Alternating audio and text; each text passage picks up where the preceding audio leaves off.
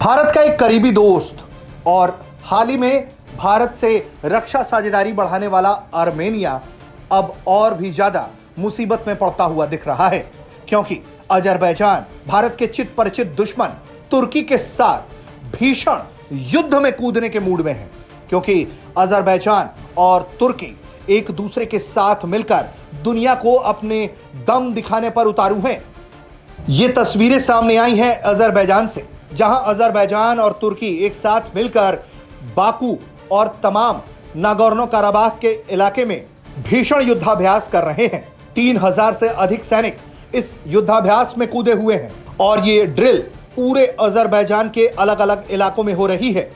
हाल ही में आर्मेनिया से कब्जाए हुए बाकू इलाके में भी इस तरह का युद्धाभ्यास किया जा रहा है। अजरबैजान अब इसे लिबरेटेड टेरिटरी बता रहा है।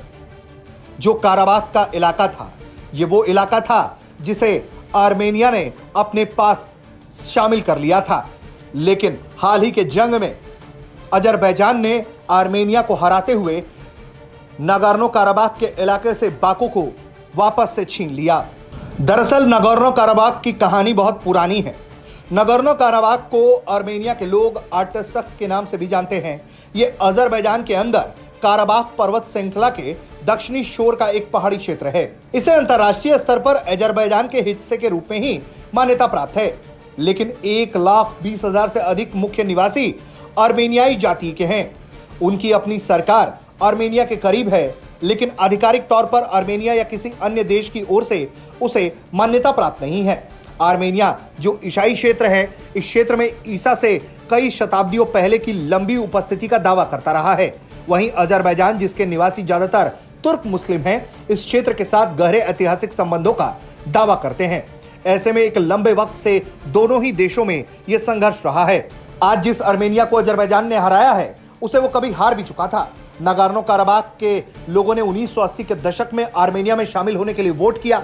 इसके बाद से अजरबैजान के साथ युद्ध छिड़ गया। 1990 में जाकर आर्मेनिया ने युद्ध जीता। इसके बाद जातीय आर्मेनियाई अलगाववादियों का नागोर्नो कराबाख पर कब्जा हुआ, पर अजरबैजान चुप नहीं बैठा और वो लगातार इस इलाके से जंग लेता रहा। तुर्की और इजराइल से मदद लेकर इसने अपनी सेना को आधुनिक बनाया और 2020 में जाकर इसने आर्मेनिया पर हमला किया और 90 के दशक में खोए हुए अधिकांश क्षेत्रों को फिर से कब्जा कर लिया। बताया जाता है कि इनके कब्जे के बाद से बेहद बड़ी संख्या में लोग इस इलाके को खाली करके चले गए और अजरबैजान का काम आसान हो गया। अब अजरबैजान और तुर्की मिलकर यहां अपनी युद्ध क्षमता दिखा रहे हैं, ताकि वो दुनिया को यह संदेश दे सकें कि अब यह इलाका उनका है और पूरी तरह से उनके ही कंट्रोल में है। ब्यूरो रिपोर्ट, भारत तक।